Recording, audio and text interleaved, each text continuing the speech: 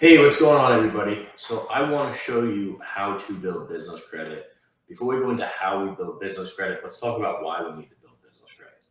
All right, business credit is never going to supplement your business where you can completely run your business off of it. A lot of people discuss business credit, sell business credit, that it is the end all be all. It's very, very important to your business, and there's ways to use it and utilize it. Particularly, it's very, very important if you're bidding for government work, if you're trying to get trade lines and terms from vendors. It's important when you have to go purchase equipment and get equipment financing. It's also very important when you want to go out and get, let's say, an SBA loan. All right. So what business credit does is it separates your personal and your business credit. That's number one. Number two, most people mess up business credit in a real meaningful way. All right. So the reason why I say don't rely solely on business credit is if you're looking for an SBA loan, if you're looking for a line of credit, if you're looking for something, they're still going to check your personal credit most times, unless your business credit is through the roof. Okay. And even then, personal credit still usually comes into play. My name is Jonathan Fodera. I've been in small business lending for the last 15 years. So I want to cut through and just give you guys the facts. Right. But business credit is important. It's super important. That's why I'm here teaching it, because most people mess this up. So the first thing I want to go over with you guys is the 5 fundability factors. All right. Before you start building business credit, or if you have an established business already, I want you to check these things and make sure you have them all set up the right way.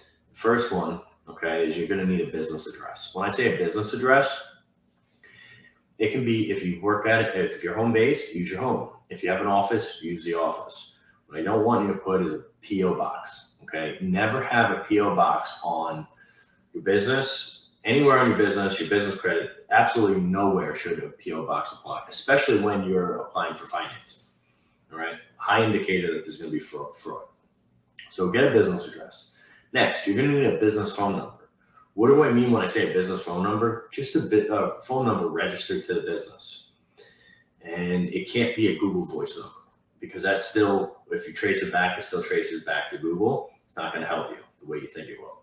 So please go spend the extra money, get a business phone number registered to your business. The next thing you're going to have to do, okay, is a business email. This is one I see a lot of people mess up. You can't have Jonathan Finances Businesses at gmail.com or Jonathan Integrated Business Financing at gmail.com.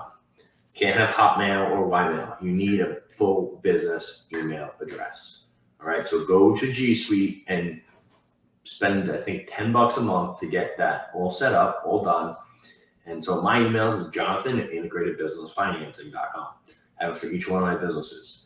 The next one, if you have an existing business, you probably have this covered. If you're just starting, you may or may not, but have a business bank account.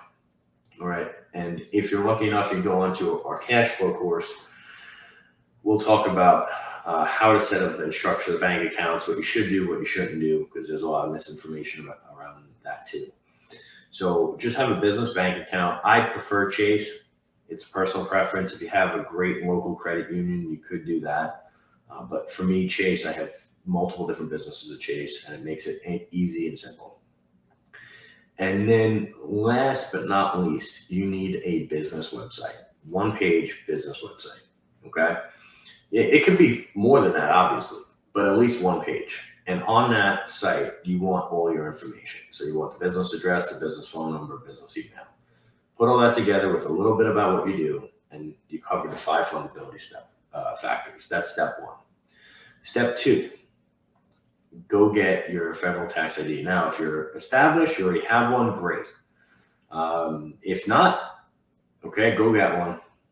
And that's when we go on to step 3. However, before we go on to that, I just want to say you should always keep that business tax ID, unless there's something awful going on with that business and you have to shut it down and walk away. Always keep the same tax ID number. The reason is it shows your time in business. And when you go for certain financing programs, or basically all financing programs, that is a very, very, very important thing. is time in business. It shows that you're a good operator, you've been in business for a while, and you're safer to lend to, which will get you access to better programs. So please keep that, okay? So you did the 5 fundability factors, you have your tax ID, now you're gonna go to dnb.com. Okay, and I'll provide a cheat sheet with this course, but you go to dnb.com and you get your number. Kind of show you what it looks like here real quick. This way you have it and you are good to go, okay? But I just want to show you how to do it. And you don't have to pay for anything. So a big mistake people make is they buy their upgraded package and next thing you know, you're spending $5,000 to do this when you could do it yourself. So let me just show you what I'm looking at here. So if you see the one up top, DMB, it says DUNS number. So get to know that you could read all this stuff. You don't really need to. My biggest thing, the biggest thing is I would just say go get your DUNS number, okay? And so you get your DUNS number. They're going to charge you. How do I get a DUNS number? They're going to try to charge you. You really don't have to pay anything. So it says here, step 1, choose the one that fits your company. Step 2, fill all this stuff out. This is why you need to have this here. Do not do this unless you have the 5 fundability factors covered, okay? And as your company changes and grows, make sure you come back here and update everything, okay?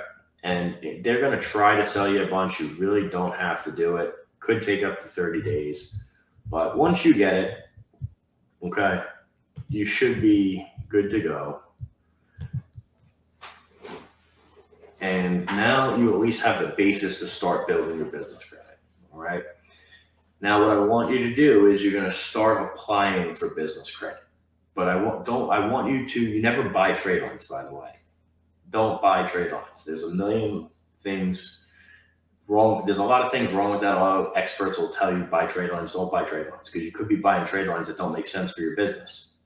So what I want you to do, you go to Uline, you go to Best Buy, you go to Staples, you go to Home Depot, Lowe's, and you start applying. But when you apply, you don't put your social. Never put your social when you're applying for business credit. What you want to do is you want to go out, use your DUNS number or use your business tax ID and apply for business credit. They're probably only going to approve you for a very little bit. All right. So let's say you get approved at 3 of the places and denied at 2 of them. Well, the 3 that you have, you want to utilize every month. If you notice all the ones I gave you, stuff that you can use every month, Staples, Best Buy, Home Depot, Lowe's, that's stuff that you're going to use as a business owner. Use it, pay it back. Use it, pay it back. After you have about 3 months of that, go to the ones that decline you, apply again. Now, the ones that you've been utilizing, ask for more, ask for an increase, and make sure they're reported. Okay, this is the basis on how you start building your business credit. And after you do that for 3-6 months, keep always asking for increases. Then I want you to go to your vendors or your suppliers. Give them your number and say, hey, I'd like terms. I'd like net 15 or net 30-day terms. And by the way, could you report this to DMB? And you give them the number, you give them your tax ID. And that's really how you can start building your business credit profile. It takes a little bit of time, takes a little bit of effort. We have a done-for-you service. I'm telling you, you can do it yourself. It'll just take longer, but you can do this. And as long as you start doing it, it's kind of like that question, when's the best time to plant a tree? Well, 30 years ago. The next best time is today. So please, if you haven't done this or you have one of the 5 fundability factors wrong, fix it. If you're just starting out or you've been in business, just make sure all this is set, updated, and it appears everywhere online that it needs to. Okay. Once you do that, you start building business credit, you're good to go. All right. So I appreciate you guys taking this course. I know this was a quick one, but I want it to be actionable. I want you to give you guys the basics before we move on and to get your business really rocking and rolling in the right direction. I appreciate you guys. If you have any questions, make sure you drop them in the group. Thank you.